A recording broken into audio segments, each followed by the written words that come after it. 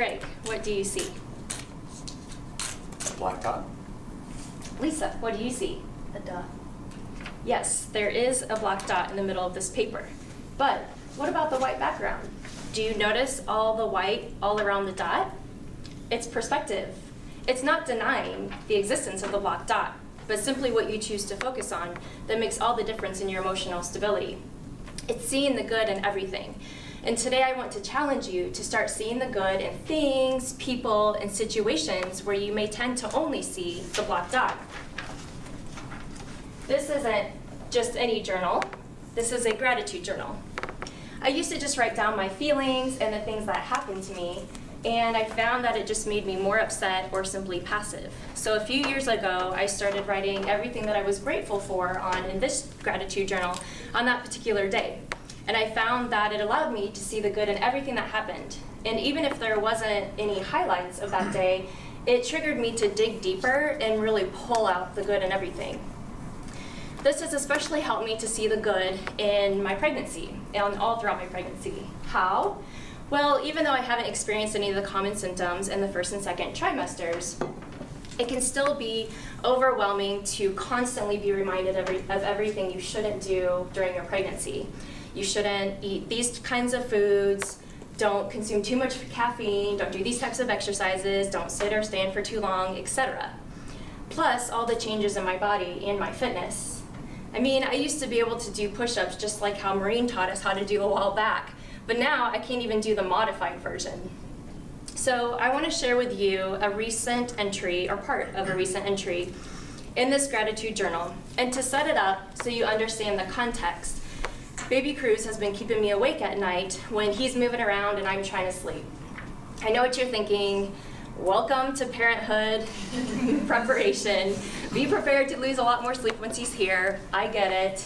But I feel that many people would allow this moment, or these moments of frustration, to consume their entire outlook on something that really should be a blessing.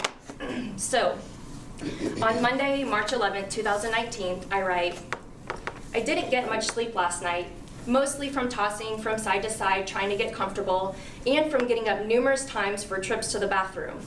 And then Baby Cruz must have thought it was time to wake up when he really started moving around and kicking, all while I was trying to relax and go back to sleep. I looked over at Jeremy, who was fast asleep, tempted to wake him and start whining about all that I was dealing with at that moment. That's where I selfishly wanted to push empathy on others. But then I just sit there, and instead I put my hand on my lower abdomen to feel Baby Cruz playing. And I start thanking God that I'm awake to experience this. I mean, I'm growing a human inside of me. What a miracle. I am now grateful for all the trips to the bathroom, which means Baby Cruz is growing bigger and needs more room.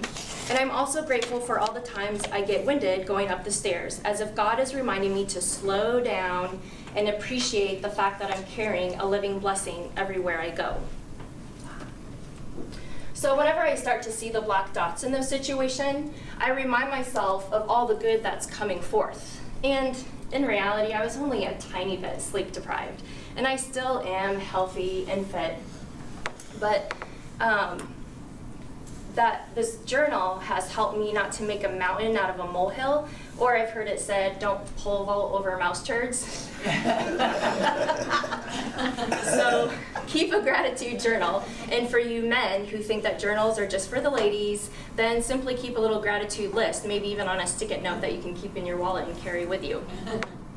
So with that practical tip, I want to give you a mindset motto that may help you to see or have more things to be grateful for. Control what you can control, and in everything else, embrace and find the good, and then find joy in everything. Remember, you can't control people, and you can't change them. Imagine this scenario. A car cuts in front of you and goes much slower than you wish. Think of the first thoughts that come to your mind. I can already see the look of frustration in some of your faces. What about this thought? Thank goodness they probably kept me from getting in an accident up ahead, or stopped me from getting pulled over by a cop from going too fast. Or, to control what you can control, how about this novel idea? Just leave your house or wherever you're coming from sooner so you're not in such a rush. The weather. We can't control the weather, but we can control our attitude. Oh. It's finally spring, and we had a long, cold winter. Or did we? I'm from northern Iowa, where it's normally single-digit degrees or less temperatures all throughout the winter with a foot of the snow on the ground all the time. But I admit, I did let the herd mentality and complaining cloud my perspective. I remember driving to work after a big snowfall, and I started to get into a sour mood, thinking, "Ugh, all this snow and I have to drive to work in it." And then I passed by a neighborhood where a bunch of kids were sledding down this big hill. And I smiled because it reminded me of all the fun times that I had as a kid sledding down all the hills where I lived. And we got to do that a lot.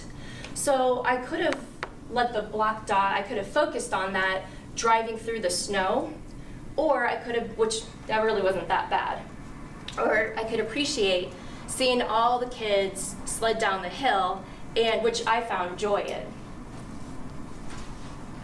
So, besides the ripped paper, now what do you see? Do you still only see a black dot? Or can you look past the black dot and see all the white and all the good all around it? The dark spots are really small compared to everything we have in our life, but we can still allow them to pollute our mind. So I want to challenge you again to look for the good in everything and remember what Napoleon Hill said. Every adversity, every heartache, every failure carries with it the seed of equal or greater benefit. Thank you.